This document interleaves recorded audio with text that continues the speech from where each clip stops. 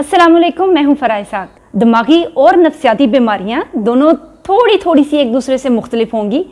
दिमागी बीमारियां हम ऐसी बीमारियों को कहेंगे जो कि कोई ना कोई ऑर्गेनिक या न्यूरोलॉजिकल इशू रखती हैं, या उनमें कोई ना कोई जो न्यूरोट्रांसमीटर्स हैं, यानी जो हमारे ब्रेन के अंदर लिक्विड्स हैं जो कि हमारा पूरी बॉडी का सिस्टम कंट्रोल करते हैं और मॉनिटर करते हैं, उनमें कोई ना कोई गड़बड़ वाक़या होती है।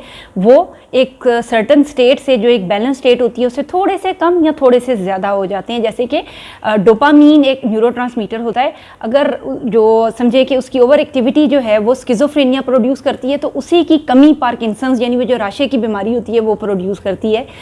इसी तरह से जो कई लोग बहुत ही हाइपर हो जाते हैं, बहुत ज़्यादा पुरजोश होते हैं बाइपोलर डिसऑर्डर्स में, जिस तरह से के, तो उनमें सेरोटोनिन न्यूरोट्रांसमीटर और दूसरे रिलेटेड न्यूरोट्रांसमीटर की ज़्यादती हो जाती है, और डिप्रेशन के सिम्टम्स में इन्हीं न्यूरोट्रांसमीटर्स की कमी वाक़या हो जाती है। यानी कि कोई ना कोई ऑर्गेनिक काज पाया जाता है, तो हम कहेंगे कि ये कोई न्यूरोलॉजिकल या एक तरह से ब्रेन केमिस्ट्री से रिलेटेड डिसऑर्डर्स हैं, और इनमें दवाई लिए बगैर पेशेंट ठीक नहीं हो सकता, और उसको एक साइकाइट्रिस्ट की मेडिसिन की ज़रूरत होती है। अच्छा, इसके साथ साथ ना ये वो चीज़ें होंगी, वो कंडीशंस होंगी जिसमें दवाई लेनी मस्ट है। दवाई लिए बगैर आपको आराम नहीं आएगा।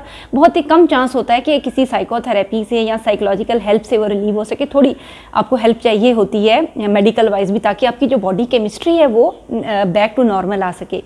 जो खालिसतन नफ्सियाती बीमारियां हैं वो खालिसतन साइकोलॉजिकल हैंडलिंग से, साइकोलॉजिकल हेल्प से, साइकोथेरेपी से या काउंसलिंग से और सपोर्ट सिस्टम के बगैर वो हल नहीं हो सकेंगी, जिसको कि कहा जा सकता है कि ये एक रूह के ज़ख्म है, जो कि एक उसकी जो रूहानी पैचअप है उसके बगैर वो आपके ख़त्म नहीं हो सकेंगे। इसकी रीजंस जो है ना ब्रॉड टर्म में जो हम डिफ़ाइन करते हैं, मैं उन्हीं के ऊपर ही आज बात करूंगी। उनको हम साइकोलॉजिकल टर्मिनोलॉजीज़ में कहते हैं primary and secondary gains. Primary gains जो रियल इशू है, कोर इशू है, जिसकी वजह से मसला शुरू हुआ है ना, उसको पेशेंट अवॉइड कर पाता है, और सेकेंडरी गेन्स के उससे रिलेटेड और बहुत सी फेवर्स उसको मिलना शुरू हो जाती हैं। कोई न्यूरोलॉजिकल कंडीशन नहीं होती, कोई ब्रेन केमिस्ट्री ख़राब नहीं होती, लेकिन पेशेंट कंप्लेन करता है कि उसको कोई ना कोई डिसऑर्डर है।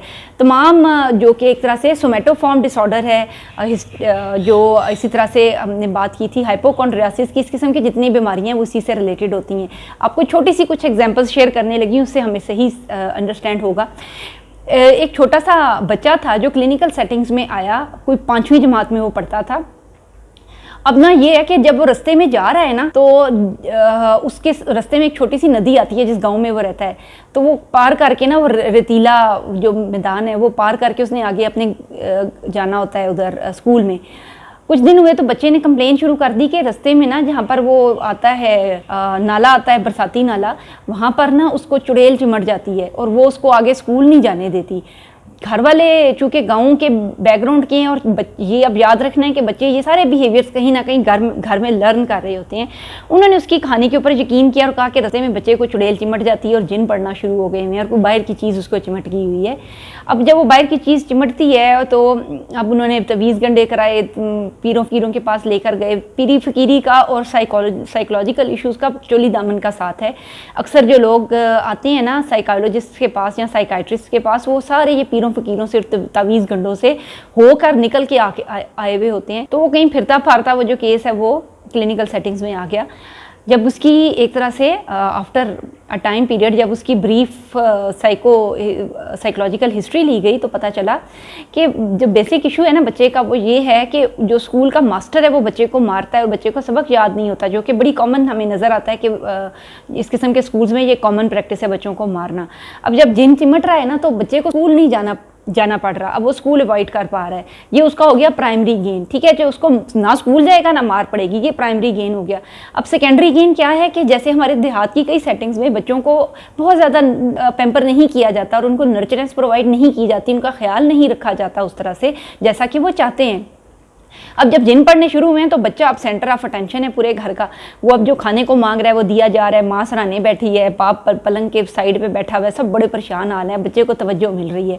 अब तवज्जो मिलना उसका सेकेंडरी गेन है जो उसको एक्स्ट्रा मिल रही है, यानी बेसिकली तो वो स्ट्रेसफुल सिचुएशन को अवॉइड करना चाह रहा है, और सेकेंड ये कि उसको कुछ वो चीज़ें एक्स्ट्रा मिल रही हैं कि जो उसको अदरवाइज नहीं मिलती हैं। इवन यहाँ तक कि होता है कि अक्सर हम बीमारी की हालत में ना, बच्चे अक्सर कंप्लेन करते हैं कि जब मैं बीमार होता हूँ तब सारे पूछते हैं तुमने पिज़्ज़ा खाना है, तुमने बर्गर खाना खाना है, तुमने ये चीज़ खानी है, ये लेके दूँ, लेकिन जो ही हम ठीक होते हैं को हमें पूछता भी नहीं है।